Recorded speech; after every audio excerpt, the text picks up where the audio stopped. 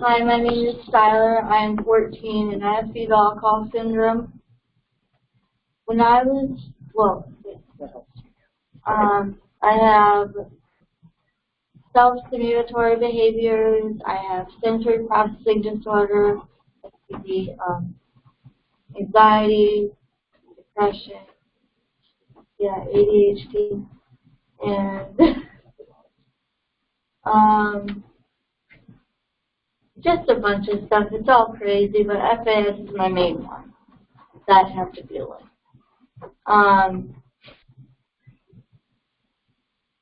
When I was born, I weighed 1 pound 6 ounces, and I was born at 23 weeks. I experienced a lot of trauma. When I was a baby, I had 4 surgeries, a heart surgery, I had 2 hernia surgeries, and a laser eye surgery. At age 3, my brain was very immature. I wasn't speaking full sentences until I was about 3 and a half. Finally, when I was 10 years old, the day before my 11th birthday, I went to a doctor that diagnosed me with fetal alcohol syndrome. I had to go through all kinds of tests that got me my diagnosis. When I got the results back, and they told me I had FAS and what it was, and I didn't know how to react. I just remember sitting there in shock, just like, okay, what am I supposed to do now?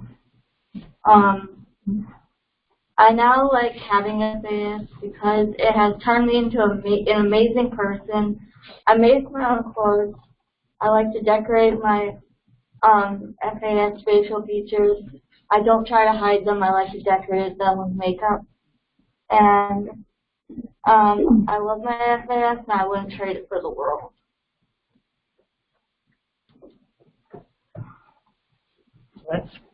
That's how Skylar feels. We've been working with her. We just became her caretakers 3 months ago. If you can't.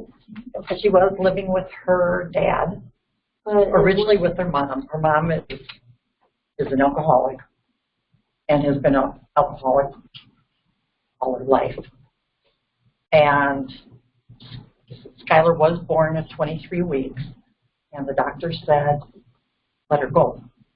And she considered just to hold her, love her, and we were there. My husband and I were there. Obviously, the mother. She was in the facility at that point. She was in the Hope House for recovering alcoholics. And shortly after, the parents did divorce, and the dad has custody. Yeah. So Skylar's had a rough life. No one wanted to admit there was something wrong with her because my preschool teacher was like, "Oh, we don't want to be labeled and all that." Birth to 3 said, "We can't do that." She's fine. Yeah.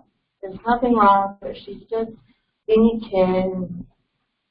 So obviously, as she was growing, we knew that there was something. She did things like stimming, which no one knew what stimming was, and she still stims to this day.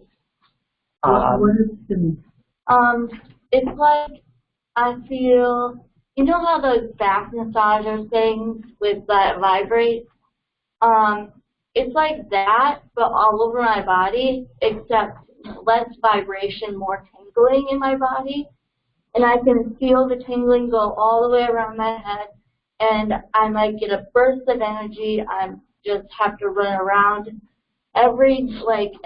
It's kind of weird because every time, like before I shower, I would stim, and I run around. I get all my energy out, and it's kind of embarrassing at school because kids would be like, "Why do you do that? That's kind of weird." I'd be like, well, it's just a part of me, and I'm not going to change who I am just because of what you say. Skylar's had a hard time in school. She does have an IEP. We finally did get an IEP 2 years ago, and last year she got a para, so she has someone with her. at school, which this helps some. But the kids obviously are cruel, so we have issues there because no one really wants to deal with it. Ozaki County is Shishi County, as I call it, and people hide it. They don't want it out that they have alcohol problems. That's just not Ozaki County. But we managed to get her all the services. My son had her tested, came to the Weissman Center, because he actually went on to the national site, and he called them, and they said, oh, how close do you need medicine? And of course, it's only an hour and a half or 45 minutes, so he came up here and met with Dr. I think it's Goldstein, and she also was semi-diagnosed at Marquette University because they had a little seminar going on. And I had to do all these tests, and it was all, when they did the computer and I had to press the space bar when I saw a number or a letter, I got really overstimulated. I got stressed. She does stress easily, and that's, I guess it's just part of her. And if you tell her something, you don't tell her once, you have to tell her 500 times. Then she might get it. Yeah. You know, pick up your clothes, pick up your clothes, pick up your clothes. Practice your cello, practice your cello.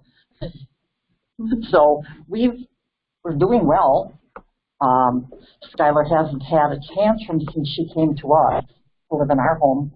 But she was not prone to having tantrums when she spent, like the weekends we go to our lake house, and she didn't have problems. And I could never understand. I would say to my son, you know, she doesn't do that when she's just with us. So this summer, because Skylar was having tantrums up until the middle of July, she was taken out of the family home.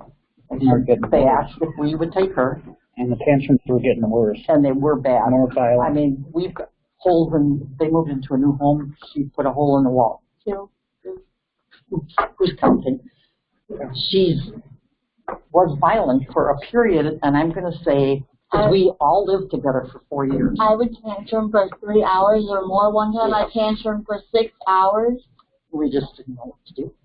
I mean, sure, she was getting IEP at school, and she was getting everything that she needed, seeing the psychiatrist and the psychologist and the behavioral person, but all of a sudden now we're seeing a big turnaround. So we're hoping that, you know, at some point she'll go back and live with her dad and stepmother and sister. She has an older sister. Which has helped me a lot. I mean, I love, like, remember at the restaurant when she actually sat by me? I felt like I was going to cry because that was amazing. That was, like, important to me because she's like, ew, get away. But they do love each other. And then there's a set of twins. Her half-siblings are going to be 6. And that was part of why she came to us, because this little girl of the twins was picking up Skylar's behaviors. And that wasn't going to fly with the stepmom. There wasn't any way. So, and I said from the day she was born, because we didn't want her to be held and die. The exact day, on July 14th. I said to my son and daughter-in-law, I said, Dad and I will take her if you don't want to care for her. So lo and behold, 14 years later, I survived. She survived, and she's not with us. So that's Skylar's story in a nutshell. See if we can capture all the good stuff you told us so that we can help other people. And Sid, I don't know, did you want to chime in on any of this? Not really. Okay, but if we look for some more examples that can go on the board here. So which board should we start with, Skylar? What was the most important thing that was helpful to you? Getting a diagnosis. Let me give you some choices. Getting a diagnosis, having your family get more, what?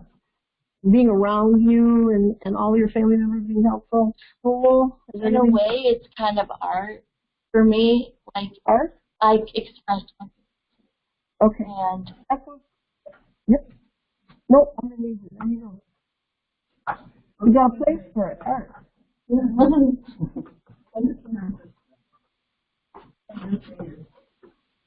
So how have you found ways to, like you do it at home, you have classes?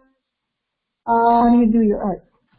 Like, I don't take classes, but I'll just be drawing on a piece of paper, or I will be drawing with chalk, and I'll just do whatever pops into my mind as inspirational. So that helps you because it calms you down, or Yeah. okay, focuses you. Does it also help your self-esteem? Yeah. Does it help you make friends? I have some friends. I mean, I just have issues keeping them. That's a huge issue. Okay. So does art have anything to do with other people? It has to do with people. You do it with other people? Well, I don't. I just do it on my own, and I just share it with people. And I'm starting to make quotes for my special needs teacher's classroom to put on her walls. There's ways that you can contribute. Yeah, and I'm making a sensory room in one of the rooms at school. Yeah. Yeah, it's like overnight she just blossomed. Overnight. Yeah, it's just amazing. I mean, her quotes are really, really good. My brain is like a puzzle, except some of the pieces are missing. Yeah. Yeah. So. And she also got up in front of her class and explained to them what she had. And because why they were making fun of the facial features of FAS, because one kid did a presentation. So I was like, I turned around and I was like, that's actually really offensive, especially to someone that has it. And I also feel like, because people are saying some bad things, only the bad challenges about FASD, and it's like, there's some positive sides too, and I feel because I was hurt once people started saying bad stuff about FASD, so I was like, I don't want people with FASD get themselves down because of what people are saying on the internet or what they're saying to their face or whatever. So that feels good. You can speak out about what you think and feel about. Yeah. Something that's about something you have. I just don't want people to be brought down like I was. I mean, I was totally hurt when people were saying terrible stuff about FASD, and I really didn't like it. She's become her own advocate. Maybe you can write that down as a strategy that will help other people.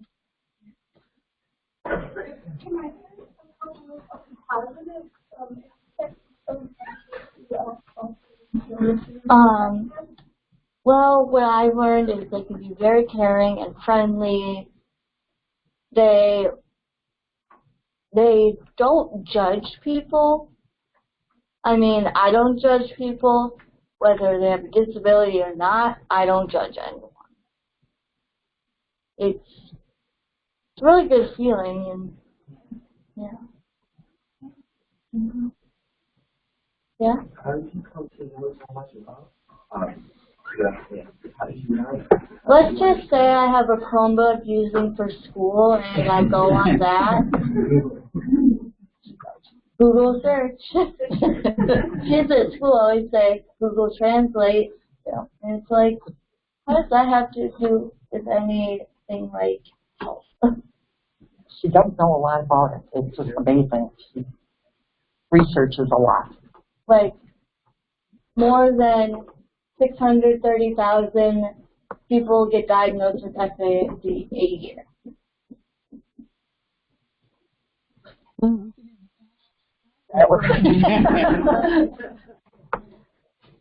And Skylar's done remarkably well, and I think she's going to She's going to go the whole distance. We want her to go to college because she can do it. She's made the honors roll the last couple of years at school. All 4 quarters last year.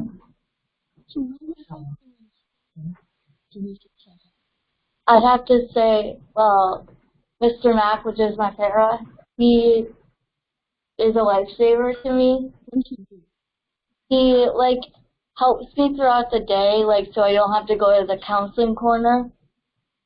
Like, he would help me with my work, and he's just really fun, and it helps me a lot to know someone that actually will help. Like, teachers, I feel, don't they don't really know FASD.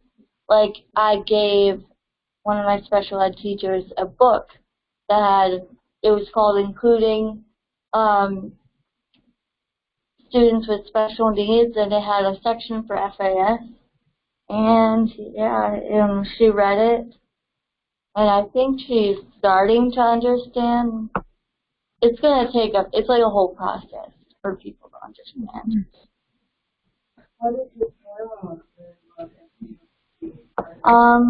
My dad sent some papers with me to take to school the first day last year.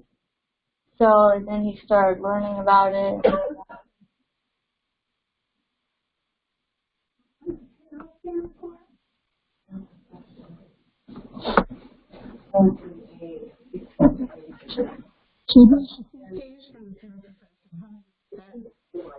She has an IEP. She's on social service, through social services. Skylar's on Medicaid because of, I'm not sure if, no, I think the para is through the school because we had an issue getting it at first because my son was asking for her to have a para several years ago, and it was always out of the question. And Skylar was out of control at school also for a while there, and she was dumping desks. In our case, I think the fact that no one could control Skylar, and yet she could do so much stuff. So she needed somebody there with her. If she could have a dog, she'd have the dog there, and she would be fine. Yeah, we had and that our behavioral person helped us with. So,